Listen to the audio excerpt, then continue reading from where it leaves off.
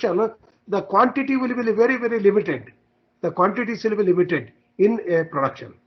And batch production, in a particular shift, we may get one or two or three or more different batches.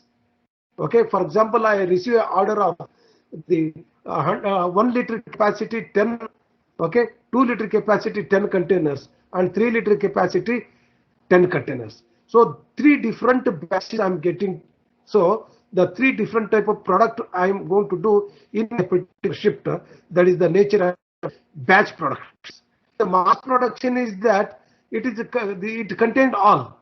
Okay, based on the requirement, the different products will be done. That will be the mass production type. I hope you are understanding, Varun. All you are Yes, sir. understanding me? Yes, sir. Yes, sir. Batch production, yeah, mass production. Very simple example I had given. A ship I'm going to do manufacturing, or I'm going to do today X statue I'm going to do, and that statue I may not be repeated again. That is my job. That will be a jobs of production. So based on the requirement, that particular job will be completed. That is the jobs of production. And you can give the suitable example as a ship building. Don't give the statue. Okay. The second one, batch production. The industry may receive the order of 3 different varieties in a batch. It has to complete. Okay. In a particular shift, it has to complete 3 different product. That will be a nature of the batch production. Okay. Batch productions. And the mass production is the contamination of all these. Okay. And more than 100 different products will be taken different quantities. Okay. That is the mass production. I hope you are understanding jobs of production, batch production, and the mass production. Yes, sir. And see, all these terms I wanted you to understand, because next class we will be doing some the problems. I'll be doing some problems. I'll be doing. Okay, a numerical problem will be given, and it is very, very simple. Once you understand, only directly you are going to add this with the numerical values and get this. Or even the calculators also not required to do this. Okay, and what is the production rate? Okay, the production rate will be expressed in terms of hours. How many quantities we are going to get in terms of hours, that will be the production rate. Okay, and this production rate will be different for the job shop productions, mass production, and the other production. Okay, the job shop, mass production, and the batch production. I told, for all these 3 different type of productions, the production rate will be different. According to, please tell me where the production rate will be more. The production rate will be more in case of batch productions and the mass productions, not in the jobs of production. 1 or 2 maybe in the jobs of productions. Now, what is the cycle time? The cycle time is the TC is equal to T naught plus TH plus TH I given. And here the T naught is the actual processing or operation. So that means how much actually the time a particular product has spent on a particular machine, excluding the loading and unloading. For example, I want to do a turning operation on a lathe. On a lathe, I want to do the turning operation, and based on the capability and the experience of the worker, he's going to load the workpiece onto the lathe. If it is a 3-jaw, again, the most experienced person is required. It's the 4-jaw. If it is a 3-jaw automatic jaw, no, not much experienced person is required. But the non-operation time also will be included. Okay, purely how much amount of time we are going to spend over the workpiece to do a threading operation, that will be called as the actual processing or operation time. And what is this TH? TH is the tool holding time, the tool handling time or holding time. So sometimes what we are going to do is, to do the operation, we are going to do handling of the tools. We are going to fix the tool. We are going to change the tool. We are going to do small operation with the tool itself. So that time also will be taken in the cycle time. Okay, you understood? The cycle time will be the operation time, the handling time, and the other one, the TH. Okay, TH and the handling time and the tool handling time. All these will be taken into account. Okay, the tool operation, non-operation time. For example, in a particular problem, it will be given a so and so machine having a capacity of so and so, required to do so and so operation, and the operation time is so and so, the handling time is so and so, and tooling time is so and so. Okay, and try to remember here I given it is the tool handling time. Okay, and the tool handling time, and it is the tool remove time.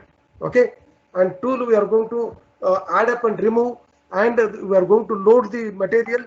All these will be taken into account. And what is the production capacity? See, a particular industry have been given certain conditions. Okay, some certain available capacity. With this particular available capacity and arrangements, how much production rate it can able to give, how much product output it can able to give, that will be called as the production. Here also I have given the production capacity is the maximum rate of output that the production facility is able to produce under a given set of assumed operating conditions. That means a particular industry which will be having certain operating conditions. With these operating conditions, how much it can able to give the output, that will be called as the production capacity. And PC is NSW HSS RMAP. And here the PC indicates the production capacity. N is number of work centers. And please understand workstation and work centers. And on a lathe, I have the lathe is the workstation. Please understand, lathe is the workstation. On this, I can able to, or I'm capable of doing 3 different operations. Those are work centers. So workstation and work center, try to understand. Workstation is the lathe, and I can able to do a turning operation, step operation, 2 operations. For example, that will be number of work centers. On a workstation, number of work centers may be more. Okay, here number of work centers. That means on given the holding capacity, I can able to do 2-3 different operations. That means it will yield maximum output. You understand? And what is SW? It is the number of shifts per week. In a week, how many shifts SW will be indicating. And HHS, it is the hours per shift. How many hours per shift? How many hours the one industry will be working for 8 hours, one industry will be working for 10 hours, one will be working for 7 hours. So number of working hours, and RP is the rate of production. Please look into this. The rate of production, number of working hours in a shift, and number of shift in a week, and number of work centers. All these together will be deciding the production capacity. The production capacity is the maximum output any industry can able to give or yield with a given set of operating conditions. That will be called as the production capacity.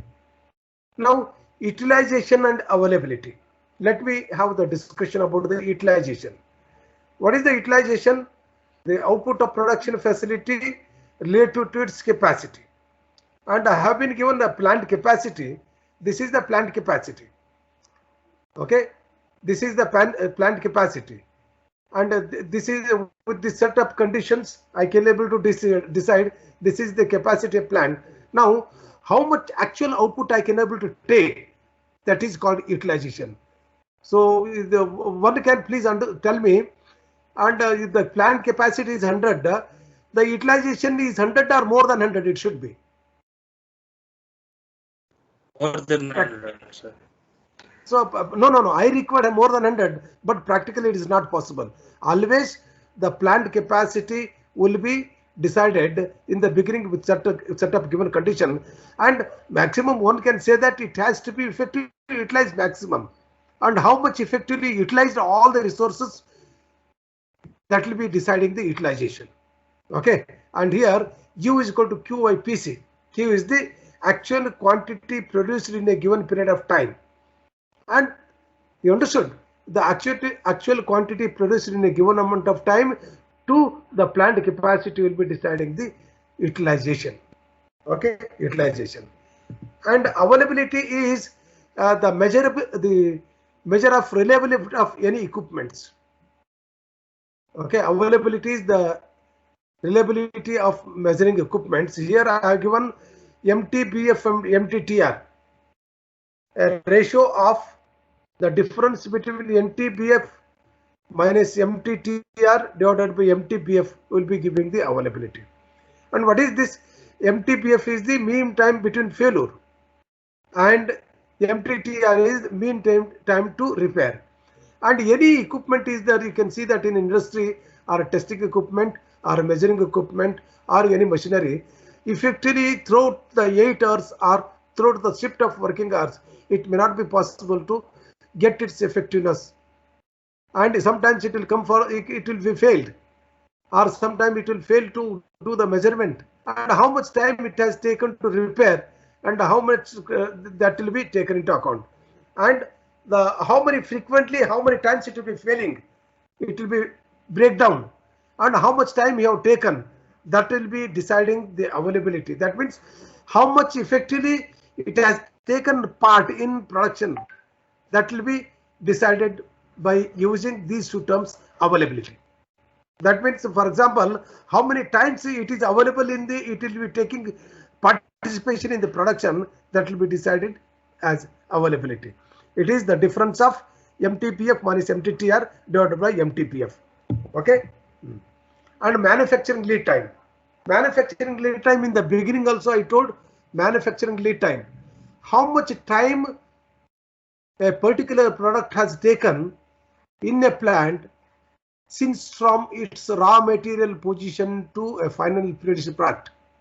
For example, I have been taken an order of 100 product.